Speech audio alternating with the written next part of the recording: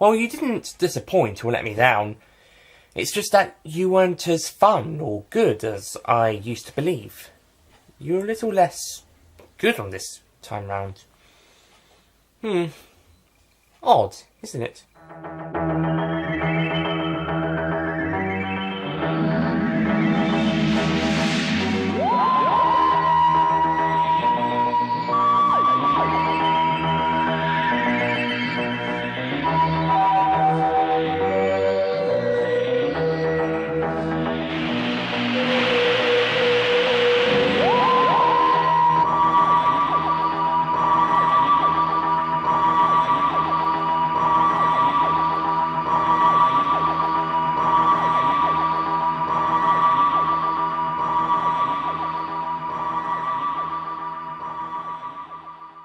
Hello ladies and gentlemen, Nick here, and welcome to my review of Doctor Who, The Ambassadors of Death, the third and penultimate Doctor Who Season 7 story.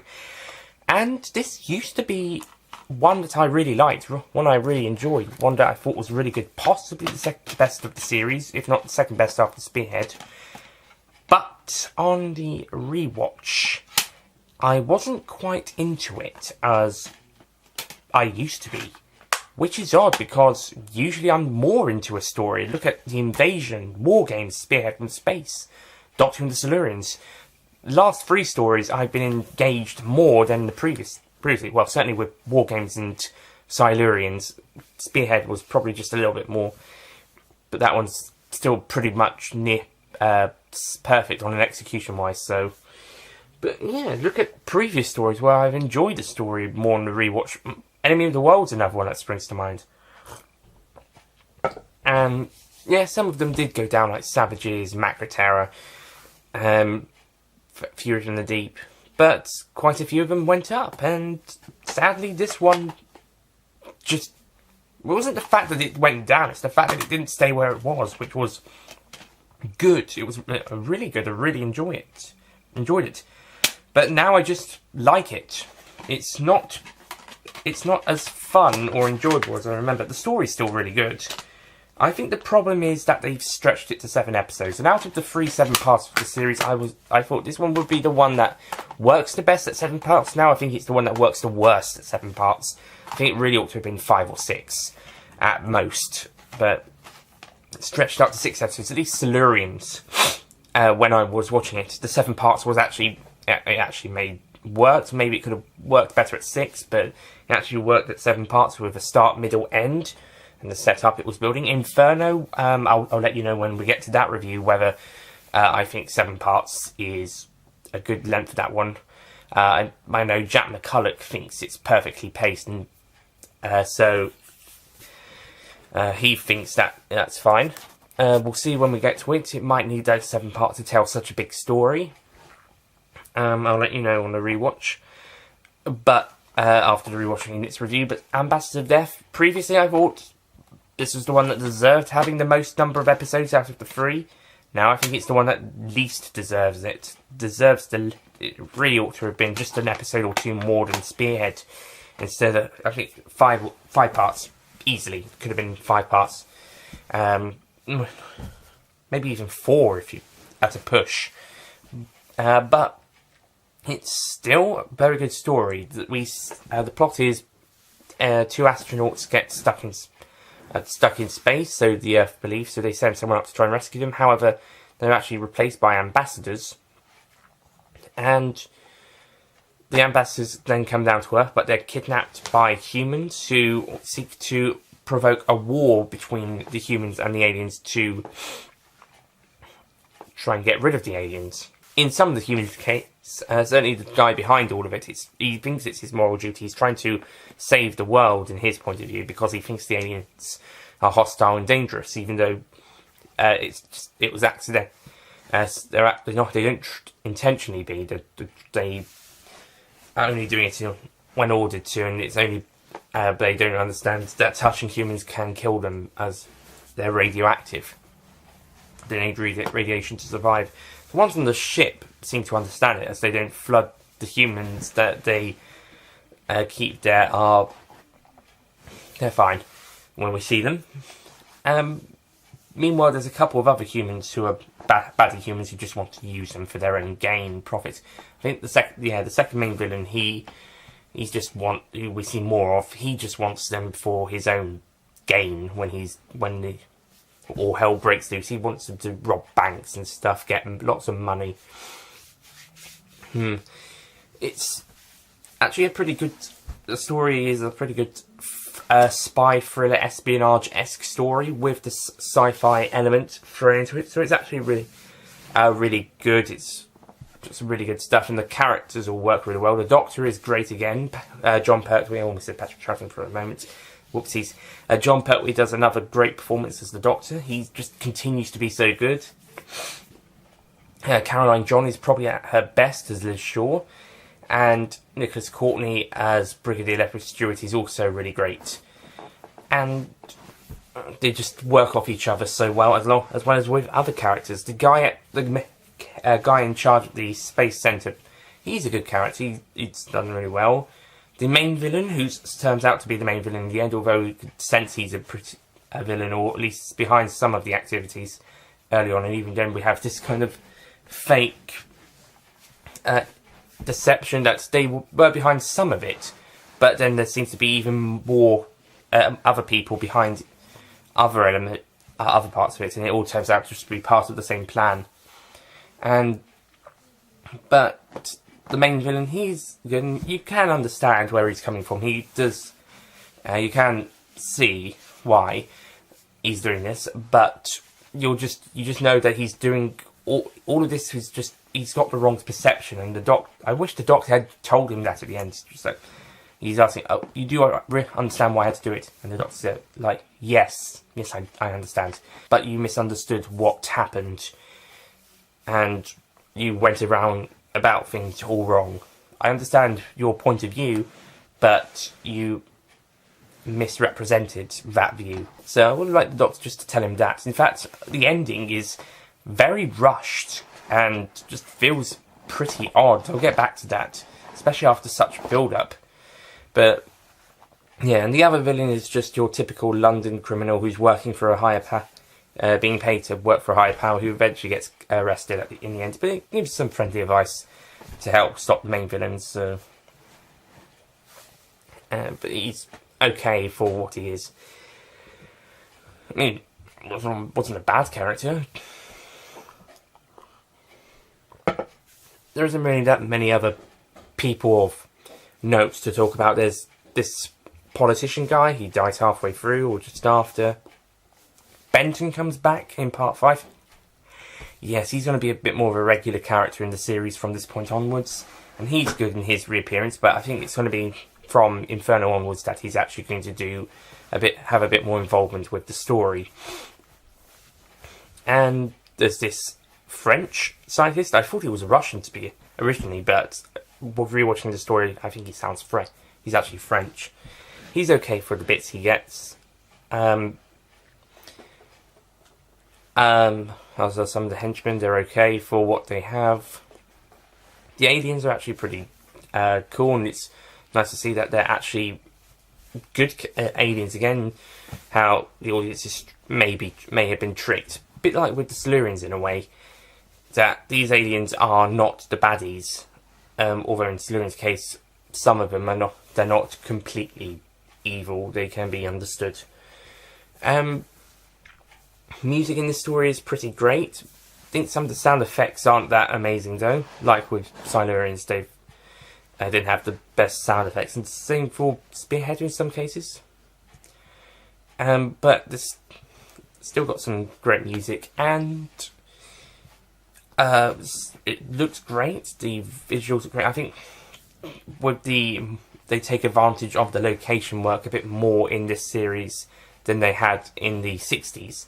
They did location work a lot in the 60s, but I think now that the series is in colour, they can take advantage more of the locations and provide us with some great scenes, especially with the action and with some certain story elements. There's several great scenes on location, like when some baddies kidnap the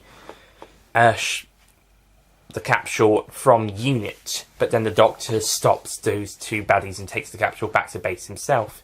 And also with the second main villain running around part of the fuel area trying to sabotage the fuel thing and capture the Doctor. It does go on for a bit too long, though, those bits, and I think that's basically the story in a nutshell. It's a great story, but it goes on way too long. And the ending they stop the villain, have a few words, and then the Doctor is like, this can help you get these ambassadors back up to their ship and bring the other astronauts down. You can all sort it all out. I'm off to go and fix my TARDIS. Pretty abrupt ending, if you ask me. Really much rushed and abrupt. It's not like the Silurians where we ended on a pretty deep note with a pretty grim level, and it's not like Spearhead where we ended on a kind of looking forward to seeing what comes up later note. And Inferno we just had the end of that story has features and arguments, but everyone makes up in the end, and it's nice.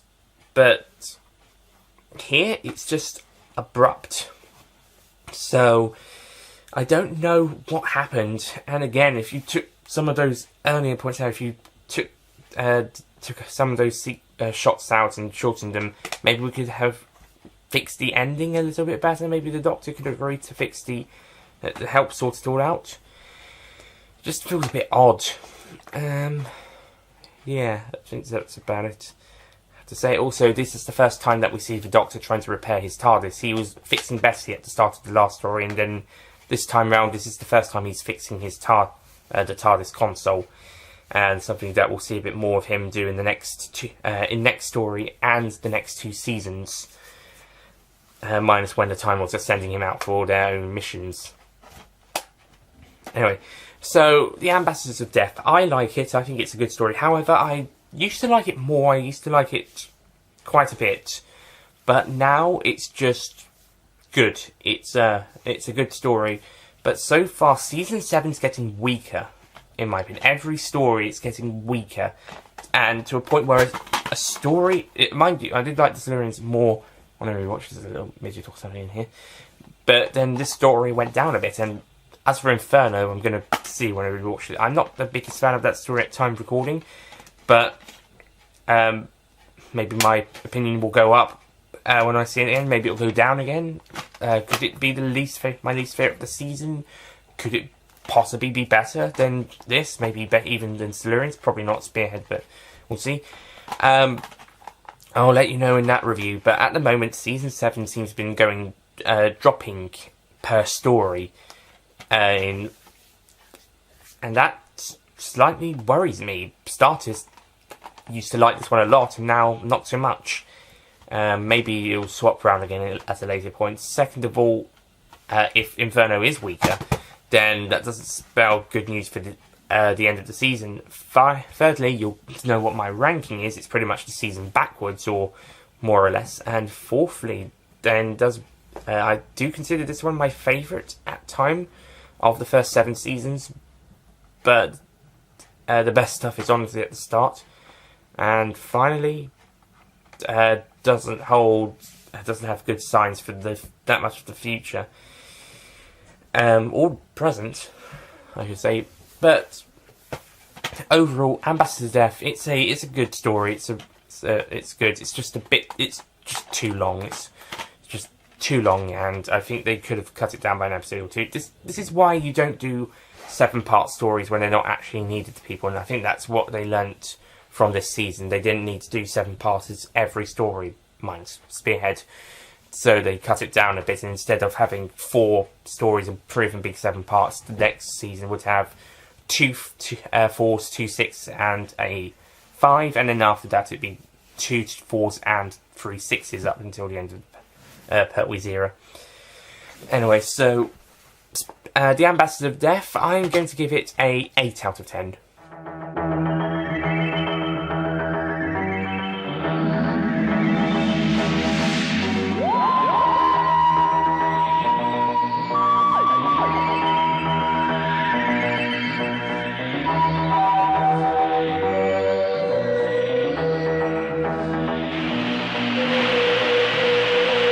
is a drop from its pre-rewatch score of 9, which is a shame because I would have given it a 9 if it wasn't for this, if I enjoyed it more on the rewatch. But it's still a good story, and if I was given the choice of which 7-parter I'd go back to, I probably would be doing for this one. Out of the surviving ones, that is, Evil of the Daleks probably would top overall.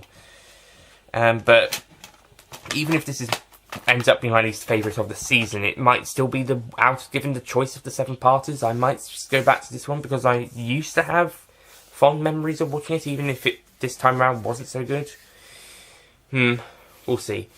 Anyways, that's it from me. Thank you for watching my review of The Ambassadors of Death. Next time, I'll be reviewing Inferno, which, like Spearhead in Space, is another very popular story.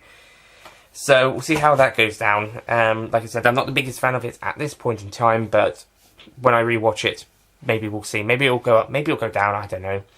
Maybe it'll stay exactly where it is. Which wouldn't be too would be fine, to be honest. That'd be fine. It'd probably be my least favourite of the season, but it'd still be a very good story if that was the case. If it went down, then we're looking at a bit more trouble. And if it went up, then ranking is going to be a bit different than what I stated. But anyway, next time, Inferno. Thank you for watching, and I'll see you guys next time. Goodbye.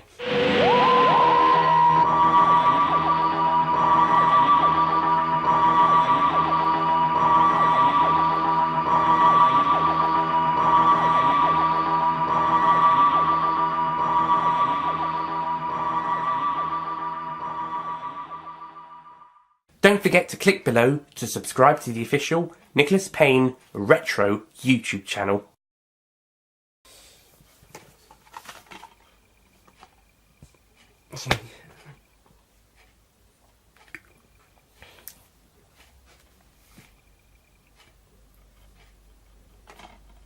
Action.